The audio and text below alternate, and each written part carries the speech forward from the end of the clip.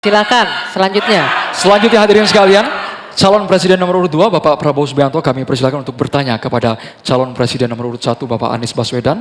Waktu Bapak 1 menit dimulai saat Bapak berbicara.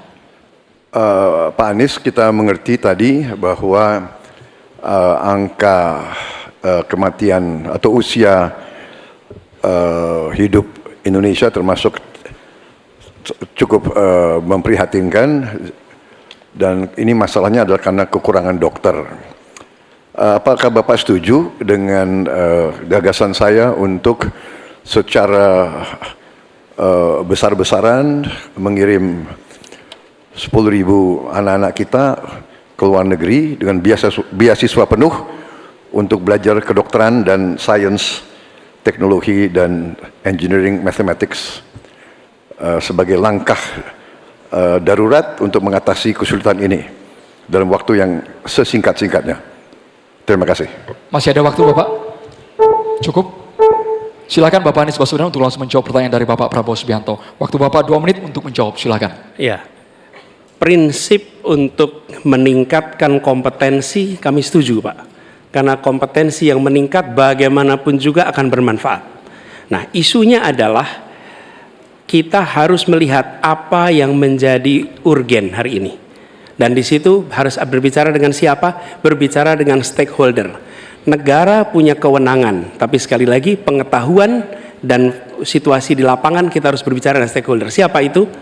Asosiasi profesi, kemudian Kementerian Kesehatan, dinas di daerah, kemudian para aktivis, para pengamat, para pakar. Kumpulkan datanya, lihat apa yang menjadi kebutuhan, sehingga kita bukan meloncat langsung ini adalah yang dibutuhkan.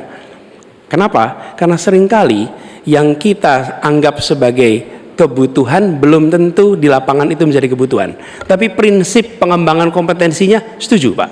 Dan bila memang diharuskan untuk belajar ke luar negeri, maka go ahead. Tapi bila dibalik, profesor yang dibawa ke sini, institusinya dibawa ke sini juga tidak masalah. Karena dengan begitu proses belajar itu akan terjadi. Jadi kami melihat pengembangan kompetensi itu baik. Jangan tapinya memastikan sesuai dengan data yang ada supaya apa yang kita investasikan bisa menjawab kebutuhan.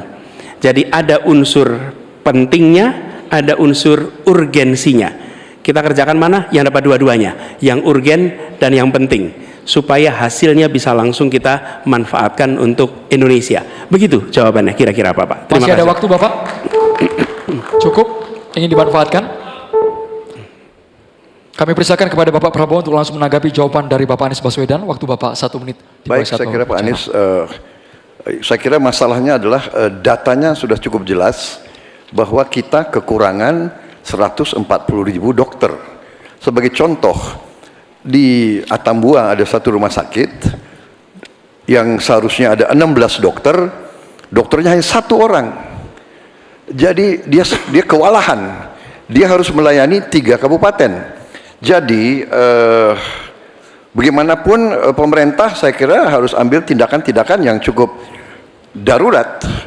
Dan untuk itu menurut kami ya, kita harus ambil langkah-langkah berani, mengirim sebanyak mungkin. Tapi saya setuju juga mengundang profesor-profesor untuk mengajar di kita. Jadi saya usulkan bahwa dari 92 fakultas kedokteran kita tingkatkan menjadi 300 fakultas kedokteran. Jadi saya kira usul Pak Anies baik juga mengundang profesor waktunya ke Indonesia. Habis, terima kasih. Terima kasih, waktunya habis. Kami persilakan Bapak Anies Baswedan untuk menanggapi jawaban dari Bapak Prabowo. Waktu Bapak 1 menit. Baik, terima kasih. Jadi, tapi ini juga Pak Prabowo yang saya hormati, kita banyak memberikan perhatian pada aspek kuratifnya. Itu memang betul, harus dikerjakan. Tapi jangan lupa aspek preventifnya. Dan ketika bicara aspek kuratif ada 2. Satu adalah soft infrastructure, tadi tenaga medisnya. Yang kedua, hard infrastructure-nya. Apa itu?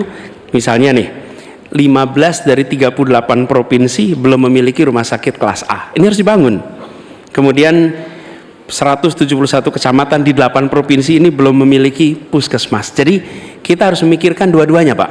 soft infrastructure, manusianya, hard infrastructure, dan jangan lupa itu semua adalah efek dari pola hidup yang tidak, salah satunya efek pola hidup yang tidak sehat. Tidak sehat, karena itulah promotif preventif itu penting, sehingga kita tidak hanya mengobati tapi juga mencegah. Demikian.